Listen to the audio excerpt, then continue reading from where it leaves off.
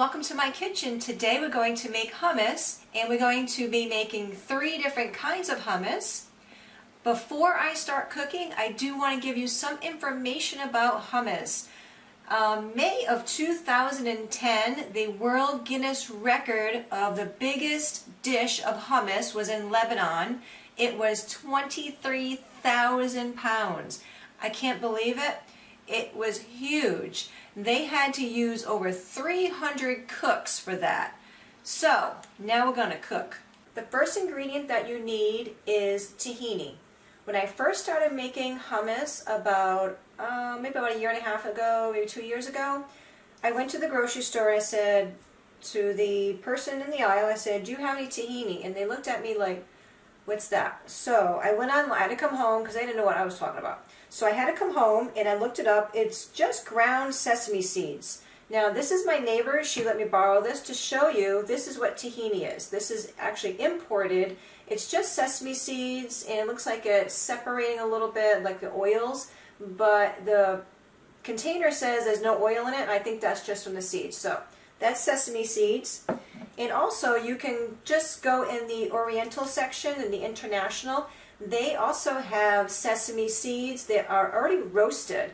So, and you can find regular sesame seeds, they're white, and if you don't find the roasted, you can take the white ones and you can just put them on a pan and you can just roast them for a minute, and then it's the same exact thing. But this is so much cheaper than buying this. This is like, I think she said it was like $6 or something like that, so that's around $6. And this was, I think I bought this like maybe $4, so it's a little bit cheaper. And you know it's fresh too. So how you make it is we need about 3/4 cup of the seeds. And we're going to take olive oil. You can use any kind of oil. You can use avocado oil, you can use almond oil, you can use, if you had like a vegetable oil, I guess that you could use it, but I don't use vegetable oils, but I like the olive oil. This is organic, and I always cook with coconut oil if I have to fry something. I love the coconut oil. So you can use whatever oil that you have, and we're going to put the cover on. I'm going to add the oil to the top as it turns. We're going to use 3/4 cup of the sesame seeds to 4 tablespoons of olive oil.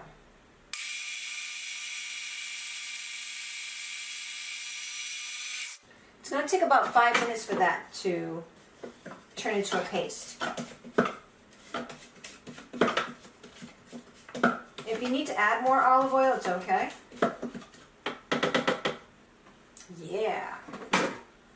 Wow, that looks great. The paste looks good. Looks really good. That's what you want, like that. Now I'm going to add my beans. What I usually do is a little at a time. I'll do half the jar and then I'll whip it up and then do the rest. And I'm going to leave a little bit of the juice in here. We're going to put a 1/4 cup of lemon juice, and we're going to use a 1/4 cup of oil. Then you can add some garlic, or you can put some ground cumin in it. You can put any kind of spices you like in it.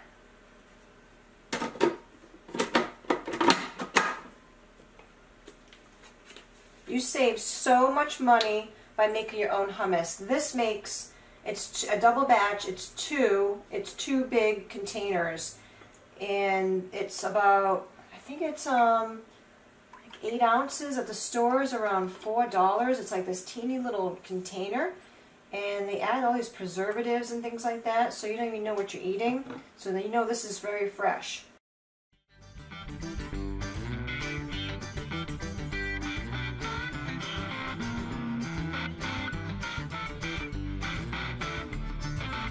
Alright, that looks really good. Well, you can use fresh garlic, or you can just buy a tub of garlic. I love this. I need to buy more, So I'm going to put a little bit of that in there.